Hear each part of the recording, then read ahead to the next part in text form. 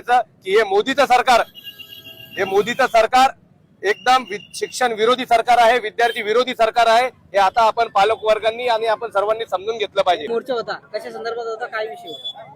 सर्वप्रथम दिल्ली जंतर मंतरवर झालेल्या या घटनेच्या जाहीर निषेधार्थ हा आमचा मोर्चा होता आणि ज्या विद्यार्थ्यांना त्या ठिकाणी इजा झाली आणि दिल्ली पोलिसांनी जी दडपशाही केली, दमनशाही केली, त्याचा आम्ही जाहीर निषेध करतो। आणि हा बंद आदरणीय बाळासाहेब आंबेडकर यांच्या नेतृत्वात सर्व महाराष्ट्रात चालू आहे। आम्ही ऑल इंडिया पॅन्थर सेनेच्या वतीने या बंदाला जाहीर पाठिंबा दिलाय आणि इथल्या बेगडी गेंड्याच्या कातडीच्या सरकारला जाहीर आव्हान करतो की आता तरी विद्यार्थ्यांचे हाल थांबवा।